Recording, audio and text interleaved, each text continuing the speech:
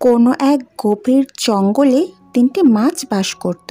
রূপালী, সোনালী ও বাদামি। তারা খুব সুখে দিন যাপন করছিল। রূপালী যে বর্তমান সম্পর্কে চিন্তা করত, সোনালী যে ভবিষ্যৎ নিয়ে চিন্তা করত, আর বাদামি যে অতীত সম্পর্কে অবগত ছিল।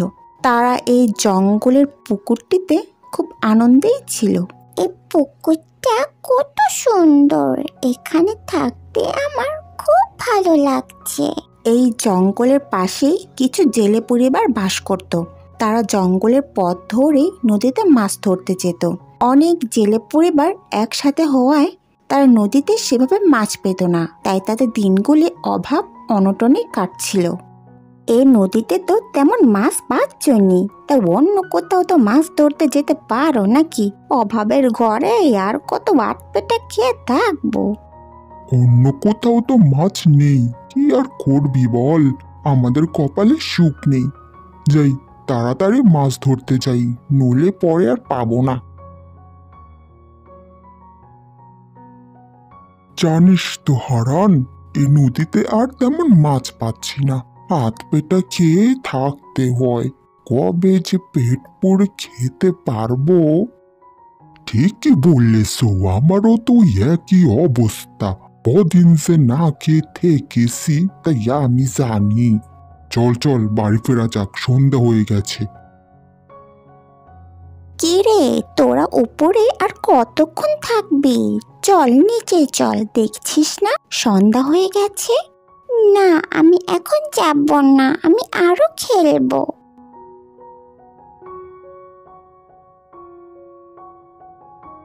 আরে এ কি, আমি কি দেখছি? এত মাছ, এত মাছ থাকতে আমার না খেয়ে থেকেছি। আজ আর নয়, আজ সন্ধ্যা হয়ে গেছে, কাল সকালবেলা এসে সব কটা মাছ ধরে ফেলবো।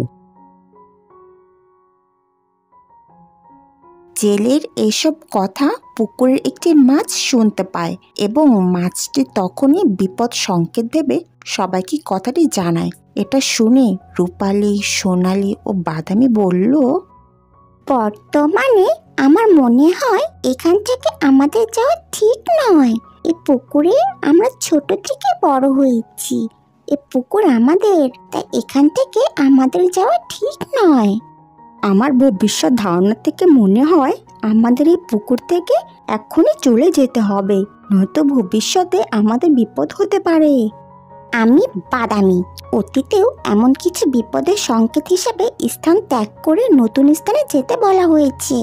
অবশেষে সোনালী ও বাদামি অতীত ও ভবিষ্যৎ মোতাবেক এই পুকুর ত্যাগ করে তাদের পরিবার নিয়ে অন্য পুকুরে চলে যায়, কিন্তু রূপালী বর্তমান মোতাবেক এ পুকুরেই রয়ে যায়।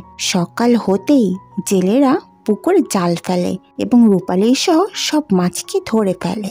বন্ধুরা, গল্পটি তোমাদের কেমন লেগেছে? যদি ভালো লেগে থাকে তবে চ্যানেলটি সাবস্ক্রাইব করে আমাদের পাশেই থেকো।